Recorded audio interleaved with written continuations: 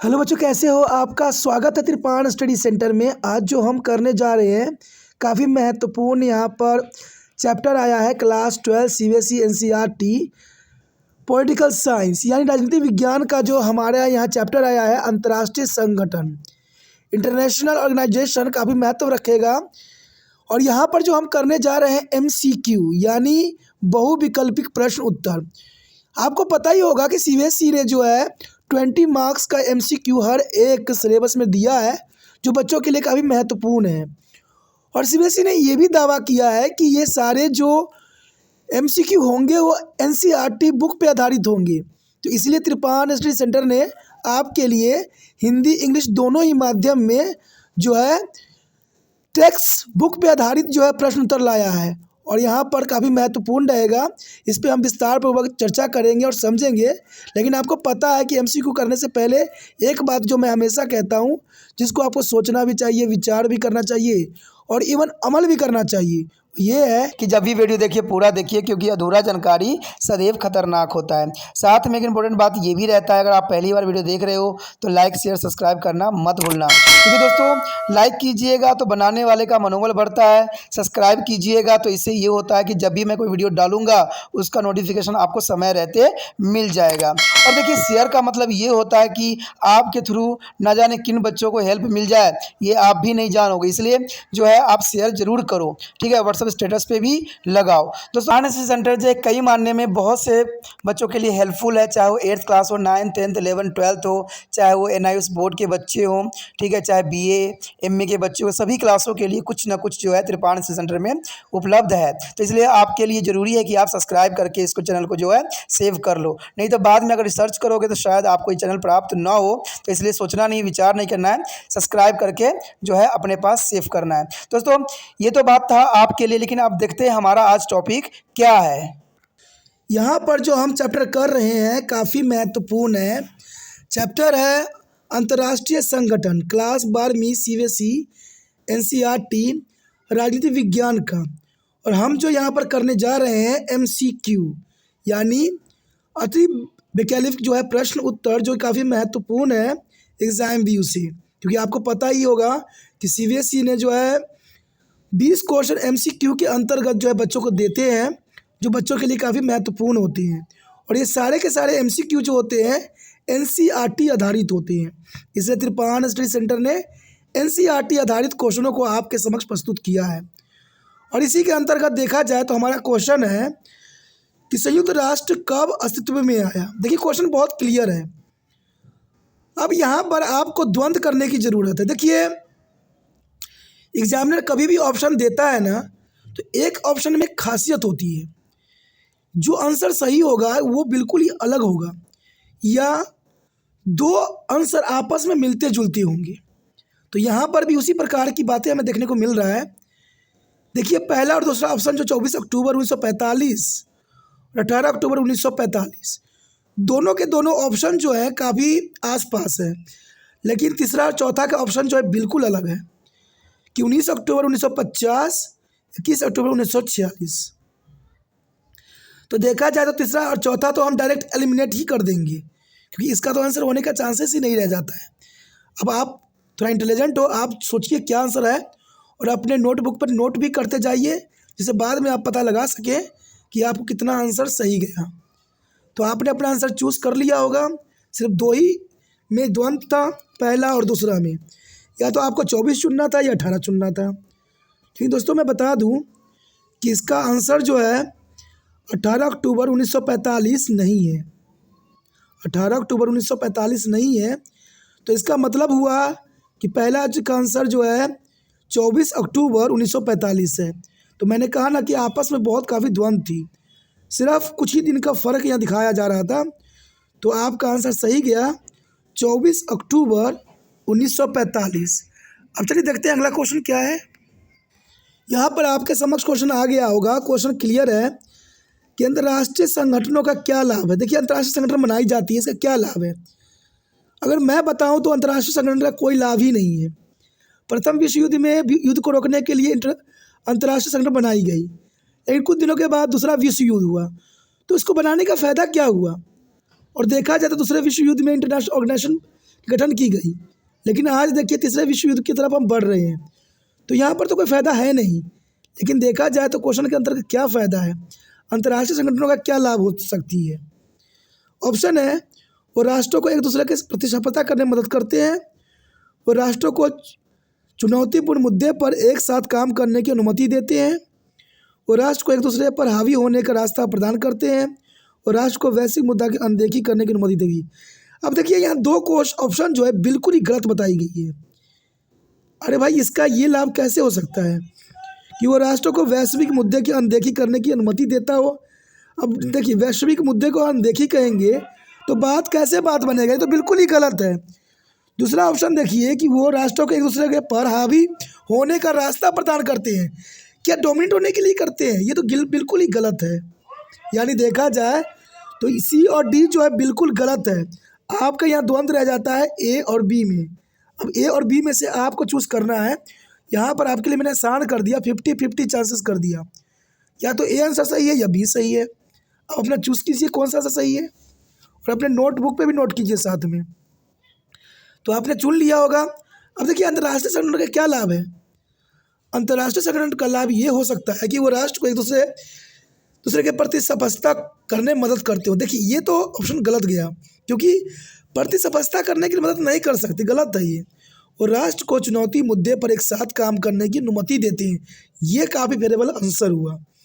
यानी देखा जाए तो इसका आंसर अंतर्राष्ट्रीय संगठन का क्या लाभ है, इसका बी आंसर सही है कि वो राष्ट्रों को चुनौतीपूर्ण मुद्दे पर एक साथ काम करने की अनुमति देते हैं, यानी बी करेक्ट आंसर है। यहाँ पर हमारा अगला क्वेश्चन जो आया है काफ़ी महत्वपूर्ण है, और क्वेश्चन है कि राष्ट्र संघ का उद्देश्य क्या था। राष्ट्र संघ का उद्देश्य क्या था, क्या वो प्रथम विश्व युद्ध की प्रोत्साहन करना था, बी भविष्य युद्धों को रोकने के लिए, सी विश्व के विभिन्न राष्ट्रों में विभाजित करना, या डी आर्थिक विकास को बढ़ावा देना। देखिए क्वेश्चन यहाँ पर क्लियर है, ठीक है ना, कि देखिए राष्ट्र संघ का उद्देश्य क्या था, क्यों बनाई गई थी राष्ट्र संघ। और मैं आपको क्लियर बता दूं, राष्ट्र संघ का जो गठन किया गया था, कहते हैं युद्ध के बाद बनाई गई थी। युद्ध के बाद जो है राष्ट्र संघ का गठन किया गया था। तो इसका मतलब है आर्थिक विकास को बढ़ावा देना तो हो ही नहीं सकता, और विश्व को विभिन्न राष्ट्रों में विभाजित करने की बात तो हो ही नहीं सकती। यानी डी सी एलिमिनेट हो गया, आपका द्वंद्व रह गया ए और बी में। तो आप अपना आंसर चूज़ कीजिए कौन सा सही है, क्योंकि आप इम्पोर्टेंट हो, आपको आना चाहिए आंसर सही। आपने चुन कर लिया होगा आंसर कौन सा सही है।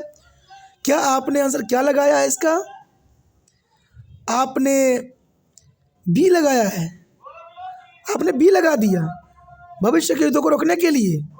तो आपने सही लगा दिया, क्योंकि राष्ट्रीय संघ का उद्देश्य यही था कि विश्व के युद्धों को रोकने के लिए ही बनाई गई थी। लेकिन यहाँ प्रथम विश्व युद्ध को प्रोत्साहित करना ये तो गलत बिल्कुल थी। यहाँ तो सारे तीनों के तीनों ऑप्शन गलत थे। प्रथम विश्व युद्ध को प्रोत्साहन करना, विश्व को विभिन्न राष्ट्रों में विभाजन करना, आर्थिक विकास को बढ़ावा देना, तीनों के तीनों ऑप्शन जो थे ऑड थे। भविष्य के युद्धों को रोकने के लिए तो बहुत आसान क्वेश्चन था, और आपने भी सही आंसर देने की कोशिश किया होगा।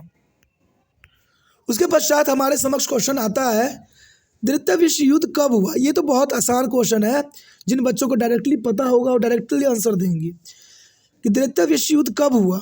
क्या 1914 से 1918 में करवाई गई थी, ए, बी 1929 1945 में, या सी 1945 1950 में, या डी 1918 से 1939 तक। देखिए दो ऑप्शन तो यहाँ बिल्कुल मुझे और दिख रहे हैं। 1945 से 50 में तो कोई युद्ध हुई नहीं, और इस समय युद्ध भी हुई तो शीत युद्ध हुई, लेकिन उस शीत युद्ध का भी काल था 1945 से लेकर 1990 तक। यहाँ तो 50 की बात की जा रही है, तो ये तो बिल्कुल ही ऑड है।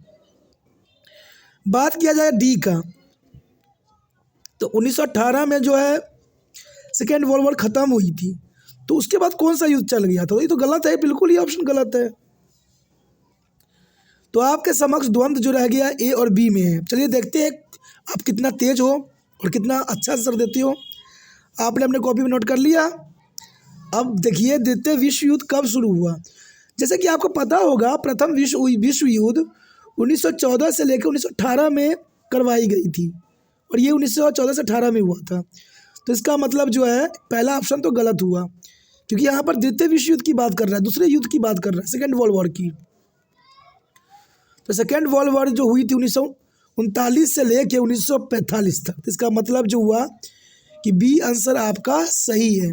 तो आप बी के साथ जा सकते हो, बी आंसर सही है। द्वितीय विश्व युद्ध हुआ था 1939 से 45 तक और प्रथम विश्व युद्ध हुआ था 1914 से 1918 तक। तो इसका मतलब इसका बी आंसर सही है। चलिए देखते हैं अगला क्वेश्चन क्या है। यहाँ पर हमारे समक्ष अगला क्वेश्चन आ गया है, काफ़ी महत्वपूर्ण है। क्वेश्चन है, संयुक्त राष्ट्र का उद्देश्य क्या था? संयुक्त राष्ट्र का उद्देश्य क्या था? ए, अंतर्राष्ट्रीय संघर्षों को बढ़ावा देना, राष्ट्र के बीच सहयोग की सुविधाजनक बनाना, युद्ध में शत्रुत्व की सीमा को सीमित करना, या राज्यों के संघर्ष में शामिल होने के लिए प्रोत्साहित करना। देखिए, राज्य को संघर्ष में शामिल करने के लिए प्रोत्साहित करना, ये तो गलत है यार, बिल्कुल ही गलत है। ये कहाँ से हो सकता है? और देखिए, दूसरा ऑप्शन भी मुझे बिल्कुल ही गलत दिख रहा है कि अंतर्राष्ट्रीय संघर्ष को बढ़ावा देना। यार, कौन युद्ध करना चाहता है? अंतर्राष्ट्रीय संघर्ष होगी तो क्या होगा इस विश्व का? ये तो बिल्कुल ही गलत ऑप्शन है। ए और डी तो बिल्कुल ही गलत है, ये कहीं तक जो है आंसर नहीं हो सकता। तो चलिए, द्वंद्व रह गया बी और सी में। तो बी और सी में से सही आंसर आप चुनिए, काफ़ी महत्वपूर्ण रहेगा। और मुझे पता है आपको इसलिए मौका दी जाती है क्योंकि आपको ही यहाँ पर आंसर जो है चूज़ करना है। तो आप देखिए कौन सा आंसर सही हो सकता है। क्या आपने क्या आंसर लगा दिया? राष्ट्रों के बीच सहयोग की सुविधा बनाना। अरे भाई, आपने ये कैसे सोच लिया आंसर ये सही है? सही, लेकिन सही सोचा है, सही आंसर है कि राज्यों के बीच सहयोग की सुविधाजनक बनाना। ये तो अच्छी बात है, ये तो सही आंसर है, बी ही सही है। अब देखिए, सी जो है युद्ध में शत्रुता की सीमा को सीमित करना। अरे, युद्ध की शत्रुता की सीमा हम कहाँ तक सुनिश्चित करें? लोग तो युद्ध ऐसे ही करते रहते हैं। तो आपका आंसर सही गया बी, राज्यों के बीच जो है सहयोग को सुविधाजनक बनाना, काफ़ी महत्वपूर्ण आंसर था। अगला क्वेश्चन जो हमारे समक्ष आया है काफ़ी महत्वपूर्ण है और क्वेश्चन है, संयुक्त राष्ट्र की स्थापना कब हुई? क्वेश्चन क्लियर है, संयुक्त राष्ट्र की स्थापना कब की गई? ए, प्रथम विश्व युद्ध से पहले, बी, प्रथम विश्व युद्ध के तुरंत बाद, सी, द्वितीय विश्व युद्ध से पहले, या डी, द्वितीय विश्व युद्ध के तुरंत बाद। क्वेश्चन क्लियर है, समझने की ज़रूरत है और आंसर देने की ज़रूरत है आपको। सोचिए, क्योंकि आपके लिए ये क्वेश्चन है, आप जब तक सही चुनिएगा नहीं, आगे बढ़ना संभव नहीं है। तो आपने अपना आंसर चूज़ कर लिया होगा, नोट भी कर लिया होगा। अब देखिए, क्वेश्चन है, संयुक्त राष्ट्र की स्थापना कब हुई? जैसा कि आपको मैंने बताया था कि प्रथम विश्व युद्ध के बाद जब सेकेंड विश्व युद्ध हुई तो संयुक्त राष्ट्र की स्थापना की गई। तो इसका मतलब है कि ए और बी तो एलिमिनेट डायरेक्टली हो गए, क्योंकि हमने प्रथम विश्व युद्ध की तो बात ही न किया, क्योंकि संयुक्त राष्ट्र की स्थापना सेकेंड वर्ल्ड वॉर में हुई थी। तो ए और बी तो है एलिमिनेट हो गया। अब द्वंद्व रह गया सी और डी में कि संयुक्त राष्ट्र की स्थापना कब हुई? द्वितीय विश्व युद्ध से पहले, यानी दूसरा युद्ध होने से पहले हो गया था कि उसके बाद में हुआ था? अब इस बात की द्वंद्व हो गई। तो इसका आंसर सही है डी, द्वितीय विश्व युद्ध के तुरंत बाद हुआ था, क्योंकि द्वितीय विश्व युद्ध जब खत्म हुआ था उसके बाद तुरंत जो है संयुक्त राष्ट्र की स्थापना की गई। और इसकी स्थापना इसलिए की गई कि भविष्य में, आने वाले भविष्य में हमें सेकेंड वर्ल्ड वॉर जैसे और फर्स्ट वर्ल्ड वॉर जैसे युद्ध का सामना भविष्य में न करना पड़े। इसलिए द्वितीय विश्व युद्ध के तुरंत बाद जो है ये एक्शन लिया गया, जो काफ़ी महत्वपूर्ण है। चलिए देखते हैं अगला क्वेश्चन क्या है। आपके समक्ष नेक्स्ट क्वेश्चन आ गया है, काफ़ी महत्वपूर्ण है। और क्वेश्चन है, 5 अस्थायी सदस्य का चयन क्यों किया गया था? ये जो 5 अस्थायी सदस्य हैं, आपको बता दूं कि यूएनए में, जो यूनाइटेड नेशन में जो है 5 अस्थायी सदस्य हैं और 10 जो है अस्थायी सदस्य हैं। अस्थायी सदस्य क्यों हैं? आखिर 5 अस्थायी सदस्यों का चयन क्यों किया गया? क्वेश्चन यही हमारा है।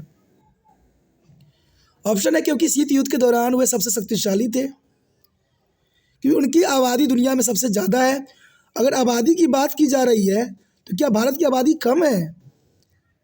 मान लीजिए चीन को जो है आबादी के अंतर्गत जो है इसको अस्थायी सदस्य में जो है सदस्यता दी गई, तो भारत कहाँ पीछे था? भारत के उस समय पूरे विश्व में दूसरा नंबर था जनसंख्या में, तो भारत को क्यों नहीं मिला? तो इसका मतलब बी जो है बिल्कुल गलत बात है, बी जो है बिल्कुल एलिमिनेट ही हो गया यहाँ से, समझ लीजिए, क्योंकि वह द्वितीय विश्व युद्ध के तुरंत बाद सबसे शक्तिशाली देश थे और युद्ध में विजेता थे। चलिए ये हो सकता है, क्योंकि वो देश थे जिन्होंने द्वितीय विश्व युद्ध के दौरान सबसे अधिक नुकसान उठाना पड़ा। ये तो गलत बात है कि जिस देश को नुकसान उठाना पड़ा सबसे अधिक, वो तो पिछड़ा हुआ देश कहलाएगा, वो तो आगे बढ़ेगा ही नहीं। और उनको 5 स्थायी सदस्य में कहाँ से मौका मिलेगा, और मौका दिया भी नहीं गया।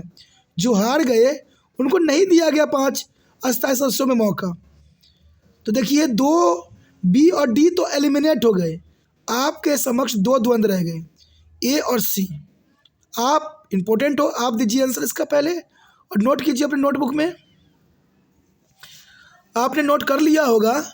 तो द्वंद्व, क्योंकि हमने बता दिया था आपको कि बी तो हो ही नहीं सकता, डी तो हुआ ही नहीं, तो इसका मतलब ए और सी है। तो ए और सी को हम पढ़ लेते हैं कि आखिर ऑप्शन क्या है, क्योंकि शीत युद्ध के दौरान सबसे शक्तिशाली देश थे।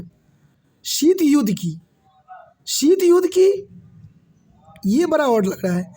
शीत युद्ध के दौरान वो सबसे शक्तिशाली देश थे। चलिए सी भी देख लेते हैं क्या हो सकता है सी, क्योंकि वो द्वितीय विश्व युद्ध के तुरंत बाद सबसे शक्तिशाली देश थे और वो युद्ध में विजेता थे। हाँ ये सही है, क्योंकि ये बात सही है कि 5 सदस्य के जो 5 अस्थायी सदस्य का जो दिया गया, चयन किया गया, वो इसलिए किया गया क्योंकि द्वितीय विश्व युद्ध के तुरंत बाद वो सबसे शक्तिशाली देश थे और विश्व विजेता भी थे। तो इसका आंसर गया सी सही आंसर है। ये आंसर गलत है, क्योंकि शीत युद्ध के दौरान, और शीत युद्ध तो 1945 में से 90 के आसपास तक चली थी, तो उसका तो कोई मतलब ही नहीं उठता। तो ये बात सही है, सी आंसर आपका सही है, क्योंकि वो द्वितीय विश्व युद्ध के तुरंत बाद सबसे शक्तिशाली देश थे और ये विश्व युद्ध में विजेता भी थे। तो ये काफ़ी महत्वपूर्ण है। चलिए देखते हैं अगला क्वेश्चन क्या है हमारे समक्ष। अगला क्वेश्चन जो हमारे समक्ष आया है काफ़ी महत्वपूर्ण है, और क्वेश्चन है कि 2011 तक संयुक्त राष्ट्र के कितने सदस्य थे। 2011 तक संयुक्त राष्ट्र के संघ कितने सदस्य थे। ए 50, बी 100, सी 193, डी 500। अब आपको देखिए, जब तक इसका आंकड़ा आपको पता नहीं होगा ना, आप आंसर देने के लिए सक्षम नहीं होगे। इसलिए कहते हैं ना, एक बार पढ़ना जरूरी होता है। पढ़ने से आपको जो है थोड़ा थोड़ा नॉलेज कहीं ना कहीं बैठ जाता है। आप पहले आंसर दीजिए कितना हो सकता है, फिर मैं आपको आंसर बताऊंगा इसका क्या है। आपने सोच लिया होगा इसका आंसर क्या है। देखिए 2011 तक संयुक्त राष्ट्र संघ के सदस्यों की संख्या न तो 50 थी और न ही 100 थी और न ही 500 थी। तो इसका मतलब है 193 इसका जो है सी आंसर सही है।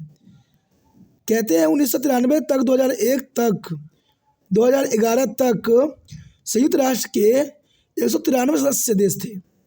काफ़ी महत्वपूर्ण बात है 193।